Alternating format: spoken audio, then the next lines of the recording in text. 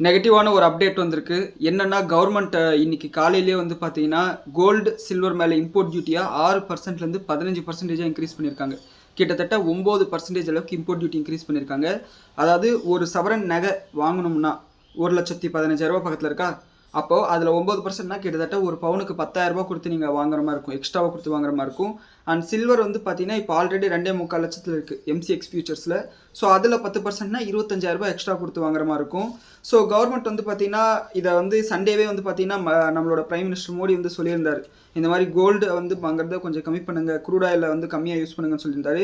So அந்த அந்த கன்சம்ப்ஷன கம்மி பண்ணணுன்றதுக்காக இந்த இம்போர்ட் டியூட்டிய அதிகப்படுத்தியிருக்கிறத நம்ம பார்க்குறோம். ஸோ கண்டிப்பா இன்னைக்கு வந்து ஜுவல்லரி ஸ்டாக்ஸ் மேல ஒரு பெரிய பிரஷர் இருக்கும். அண்ட் நீங்க கோல்டுல இன்வெஸ்ட் பண்ணணும்னு நினைச்சீங்கன்னா, இப்போதைக்கு வந்து பிசிக்கல் கோல்டு ரொம்ப ரொம்ப தேவைன்னா இன்வெஸ்ட் பண்ணுங்க. அப்படி இல்லைனா கோல்டு இடிஎஃப்ல அந்த மாதிரி போயிடுங்க. ஒன்ஸ் இந்த பிரச்சனை முடிஞ்சதுக்கப்புறம் வந்து பார்த்தீங்கன்னா, இந்த இம்போர்ட் டியூட்டி குறைக்கிறதுக்கு வாய்ப்பு இருக்கு. அப்போ பார்த்துக்கலாம். ஸோ இந்த அப்டேட் கண்டிப்பாக வந்து பார்த்தீங்கன்னா, கோல்டு ஜுவல்லர்ஸ் மேலே வந்து பார்த்தீங்கன்னா, ஜுவல்லரி கம்பெனிஸ் மேலே ஒரு பெரிய இம்பாக்டை கிரியேட் பண்ணதா போகுது. பார்க்கலாம் என்ன நடக்குதுன்னு சொல்லிட்டு.